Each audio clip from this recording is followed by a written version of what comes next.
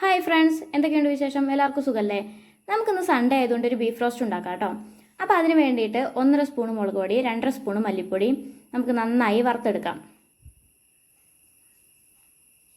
വറുത്തെടുക്കുന്നതിന് വേണ്ടിയിട്ട് നമ്മൾ നല്ലൊരു ചട്ടി അടുപ്പത്ത് വെച്ചിട്ടുണ്ട്. ചൂടായിട്ട് ഈ മുളക് പൊടിക്ക് അത്ര നല്ല എരിവൊന്നുമില്ല കേട്ടോ, കുറച്ച് എരിവേ ഉള്ളൂ.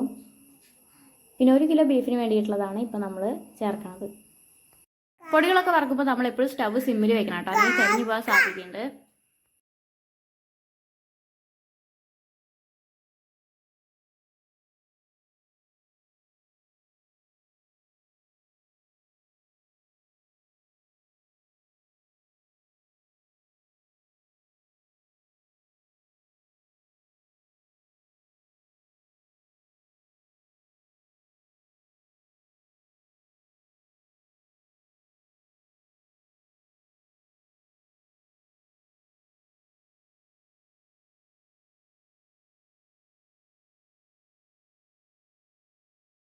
പൊടികളൊക്കെ ഒന്ന് മൂത്ത് വരുമ്പോൾ നമുക്ക് അതിലേക്ക് കുറച്ച് മസാലപ്പൊടിയും കൂടി ആഡ് ചെയ്യാം.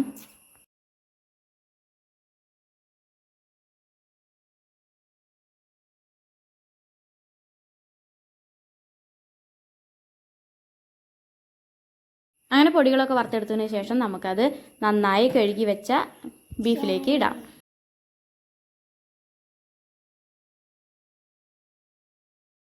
അതിനുശേഷം നമുക്കതിലേക്ക് കുറച്ച് ഇഞ്ചി വെളുത്തുള്ളി പേസ്റ്റ് ചേർക്കാം. പിന്നെ കുറച്ച് ഉപ്പും മഞ്ഞൾപ്പൊടിയും ചേർക്കാം.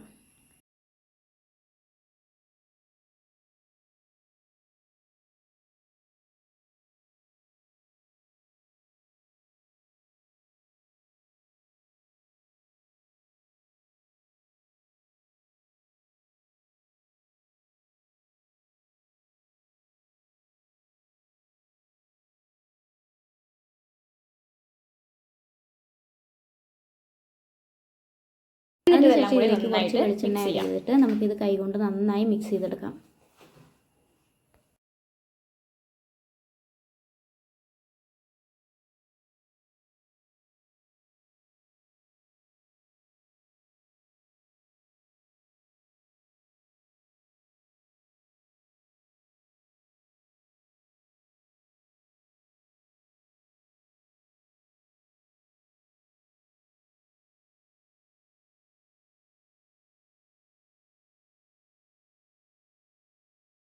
അതിനുശേഷം കുറച്ച് കറിവേപ്പിലൊക്കെ ആഡ് ചെയ്തിട്ട് നമുക്ക് കുറച്ച് വെള്ളമൊക്കെ ഒഴിച്ച് അടച്ചിട്ട് വേവിക്കാൻ വയ്ക്കാം.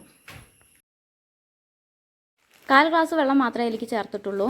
ബാക്കിയുള്ള വെള്ളമൊക്കെ ഇറച്ചിയിൽ നിന്ന് ഇറങ്ങും. അതിലേക്കുള്ള ചേരുവകളാണ് ഇഞ്ചി, വെളുത്തുള്ളി, പച്ചമുളക്, സവാള, തക്കാളി, പിന്നെ കുറച്ച് തേങ്ങാക്കൊത്തും കരിവേപ്പിൻ്റെ ഇലയും.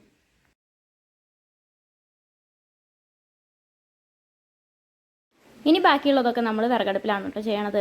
അപ്പോൾ എൻ്റെ ഡ്യൂട്ടി കഴിഞ്ഞു. ഇനിയുള്ളത് ഉണ്ണിയേട്ടൻ്റെ ഡ്യൂട്ടിയാണ്. ഇനി ബീഫ് റോസ്റ്റ് ചെയ്യാൻ വേണ്ടിയിട്ട് ആദ്യം കുറച്ച് വെളിച്ചെണ്ണ ഒഴിച്ച് കൊടുത്തു. അതിലേക്ക് പെരിഞ്ചീരകം, പട്ട, ഗ്രാമ്പൂ, ഏലക്ക ഇവയൊക്കെ ചേർത്ത് കൊടുക്കാം.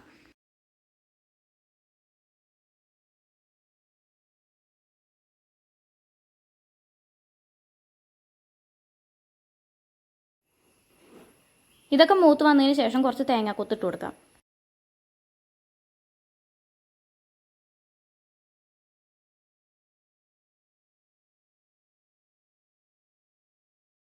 തേങ്ങാക്കൊത്തൊന്ന് നന്നായി വഴറ്റിയതിന് ശേഷം ഇഞ്ചി, വെളുത്തുള്ളി, പച്ചമുളക്, സവാള ഇതൊക്കെ ഇട്ട് കൊടുക്കാം.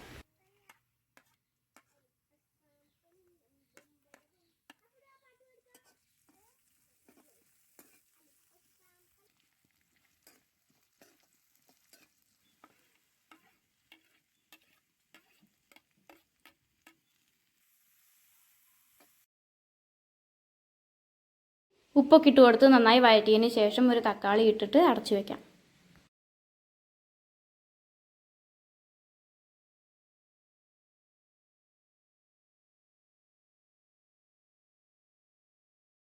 ഇനി ഇതെല്ലാം കൂടി അവിടെ കിടന്ന് വേവട്ടെ. അപ്പോഴേക്കും നമ്മുടെ കുക്കറിനകത്ത് വെച്ച ബീഫ് എന്തായാലും നമുക്കൊന്ന് പോയി നോക്കാം.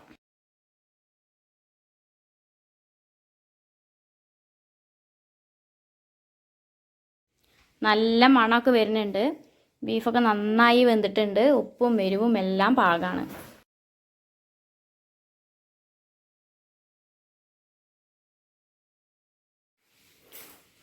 അപ്പോൾ നമ്മൾ വഴറ്റാൻ വെച്ചിരിക്കുന്ന സവാളയ്ക്കും തക്കാളിക്കും ഒക്കെ ആ ബീഫിലത്തെ വെള്ളം ഒഴിച്ച് ചേർത്തേക്കുകയാണ്. അപ്പോൾ ആ മസാലയിൽ കിടന്നതൊക്കെ ഒന്ന് നന്നായി പാകമാവട്ടെ. അതിന് ശേഷം ആ ബീഫൊക്കെ അതിലേക്ക് ചേർത്ത് നന്നായി ഇളക്കി നടച്ച് വെച്ച് വെള്ളം വറ്റിച്ചെടുക്കാം.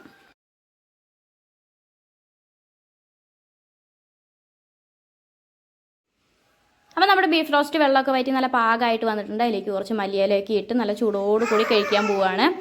അപ്പോൾ നമ്മുടെ വീഡിയോ ഇഷ്ടപ്പെട്ടിട്ടുണ്ടെങ്കിൽ എല്ലാവരും ഒന്ന് ലൈക്ക് ചെയ്ത് സബ്സ്ക്രൈബ് ചെയ്യണേ. Tata bye bye, see U.